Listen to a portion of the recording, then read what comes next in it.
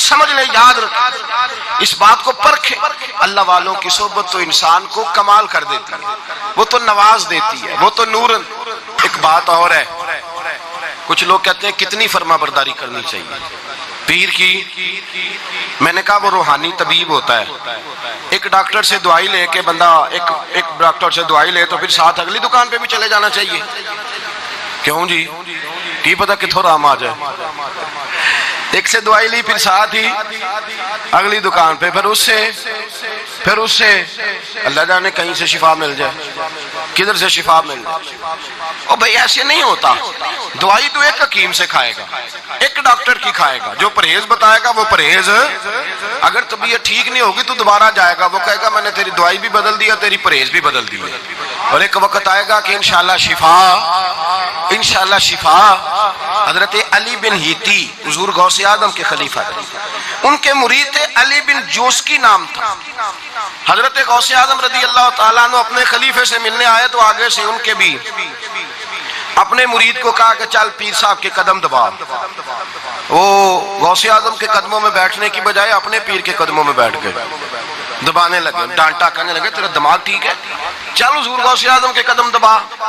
وہ پھر اٹھے، گھوم کے پھر ان کے پیروں میں بیٹھ گئے، تو حضرت علی بن ہیتی نے جلال کیا، فرمانے لگے تجھے خیال نہیں آتا میں تو اب تجھے غوث پاک کے سپرد کرنے والا ہوں، تیری زیادہ تکمیل ہو جائے۔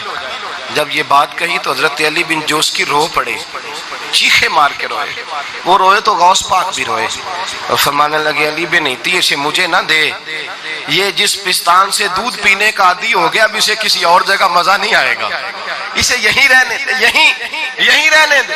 بڑا اعتراض ہے لوگوں کو بہشتی دروازے پر، بہشتی دروازہ کہتے ہیں جنت اتنی اونچی تھی نیچے کیسے آ گئی؟ میں نے کہا تم نے پڑھا نہیں نا قرآن و حدیث، جنت بڑی اونچی تھی پر میرے نبی نے فرمایا میں نے ماں کے قدموں کے نیچے لا کے رکھ دیا، تم نے پڑھی نہیں نا، اصل میں پڑھی نہیں، تمہیں کیا پتا کبھی کسی چیز پہ اعتراض۔ ہم تھوڑا کہہ رہے ہیں کہ جو بہشتی دروازے سے گزر گیا، ایک فضیلت ہی ہے نا جی، ایک ہر مسجد جنت ہے کہ نہیں؟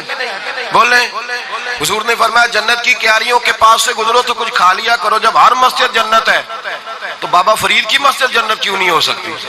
عجیب چکر ہے۔ اور بندے بھی کہتے ہیں وہ جی فلانا گیا تھا تو کہتا ہے میں جنتی ہوں، بھائی کس نے کہا؟ بلکہ ایک بڑی اعلیٰ حضرت کے ایک مرید ہوئے مولانا حشمت علی خان صاحب، حضرت مولانا حشمت علی خان صاحب رحمۃ اللہ تعالیٰ علیہ نا پاک پتن سے واپس آ رہے تھے تو بس کی چھت پہ بیٹھے تھے، تو کہتے ہیں رستے میں نا ایک دو بندہ آ گیا جس کو تنقید کی عادت تھی اللہ والوں کی، مجھے کہنے لگا مولوی کہاں سے آ رہے ہو؟ میں نے کہا پاک پتن شریف سے، پاک پتن سے۔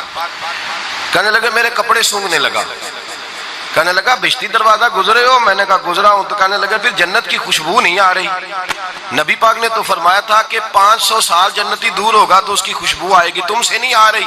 مولانا بڑے حاضر دماغ تھے، کہنے لگے ایک حدیث پڑھی ہے ذرا دوسری بھی پڑھ لینی تھی، نبی پاک نے فرمایا جہنمی کو جنت کی خوشبو کوئی نہیں آئے گی، ایک ہی پڑھی ہے تو نے اگلی بھی پڑھ لینی تھی۔ کہتے ہیں وہ بندہ کہنے لگا روکو بس مجھے نیچے اتار دو، یہ تو کوئی تگڑا بندہ ہی جواب دینے والا آ گیا ہے، ایک ہی پڑھی ہے حدیث تو نے سے اگلی نہیں پڑھی۔ شیخ کی خدمت نواز دیتی ہے۔ اور پھر ایک اور بات، میرے حضرت صاحب تو حد کرتے ہیں، ایک جملے میں سمو دیتے ہیں سمندر۔ کسی نے کہا حضرت جی ساری زندگی بندہ کسی کی خدمت کرتا رہے اللہ کا بندہ سمجھ کے، وہ اندر سے جل ہی نکل آئے تو پھر تو آپ فرمانے لگے ہم نے بندے کی خدمت نہیں کی، اللہ کے بندے کی ہے، تو اجر کس نے دینا ہے؟ بولے اول تو ایسا ہوتا نہیں، اول تو ایسا طلب پیدا کریں۔ آج لوگوں میں طلب نہیں، کہتے ہیں بڑیاں جگہ تے گیا ملیا کچھ نہیں، میں کہتے رہتے طلب نہیں پائی، طلب ہو تو کھانے کا مزہ۔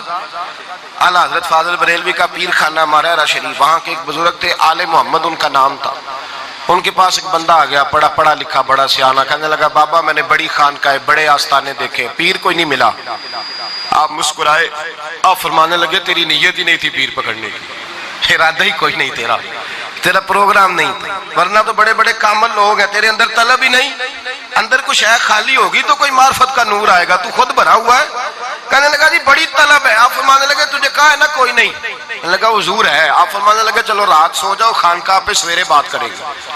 مرید کو کہنے لگے اسے 5 کلو مچھلی دو اچھی بنا کے، مریدوں نے مچھلی دے دی، پانی کوئی نہیں دیا، ساری رات تڑپتا رہا اور باہر سے کنڈی بھی لگا دی۔ سویرے حضرت آل احمد آئے، دروازہ کھولا، قدموں پہ گرا، کہنے لگا حضرت جی پانی، حضرت جی پانی پانی پانی۔ آپ فرمانے لگے سلام تو لے لے پہلے۔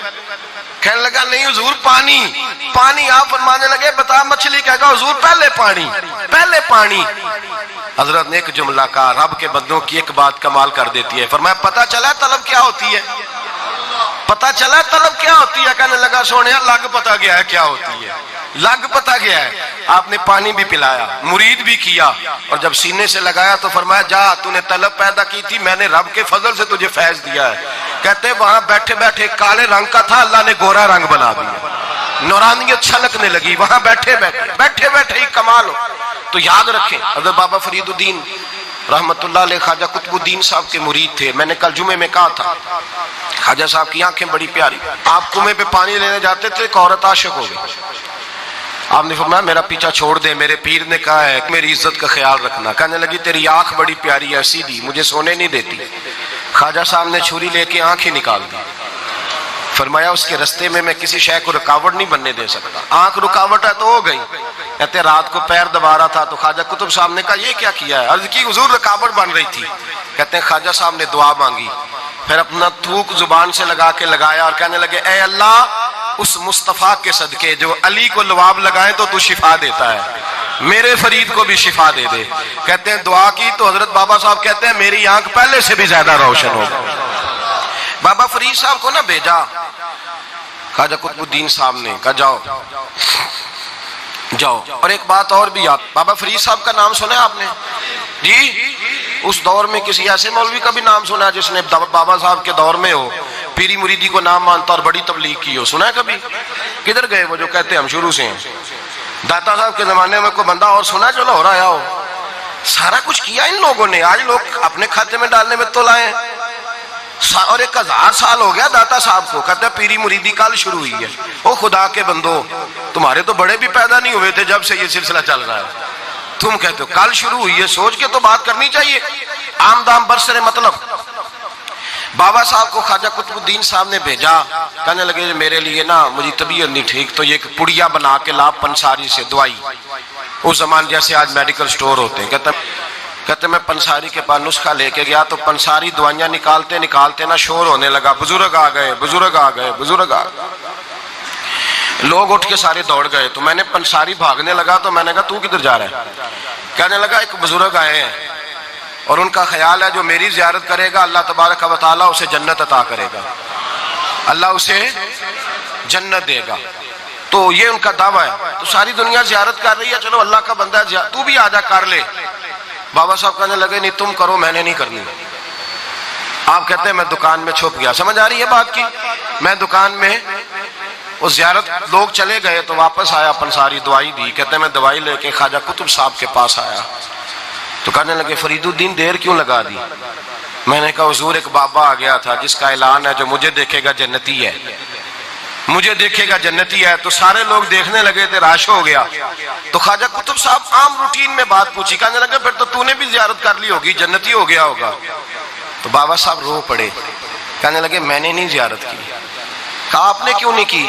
کہنے لگے صاحب مجھے تو اس جنت میں جانا ہے جہاں آپ بھی میرے ساتھ ہو، آپ بھی میرے ساتھ ہو۔ اس کے ساتھ جاتا تو پتہ نہیں آپ کہاں ہوتے، میں کہاں ہوتا، میں وہاں جاؤں گا وہ جنت میرے کس کاری جتے تو نظر نہ آوے، وہ جنت میں لکھ بہشتاں جتھے سونے آوے جاوے۔ کہا میں نے نہیں دیدار کیا۔ خواجہ قطب صاحب نے بات سنی تو دوائی گر گئی، اللہ اکبر کا نعرہ لگایا تو پگڑی بھی گر گئی، وجد ہو گیا، اور کہنے لگے فرید الدین آجا سینے سے لگ جا، اس کا تو دیدار کرنے والے کو جنت ملتی ہے، تیری جو گلی سے بھی گزرے گا میرا وعدہ ہے اللہ جنت عطا فرمائے۔ شرط یہ ہے کہ سچی توبہ کرے، پھر اللہ کا بندہ بنے، پھر اپنی حقوق العباد ادا کرے، اللہ معاف کر دے گا اس کی۔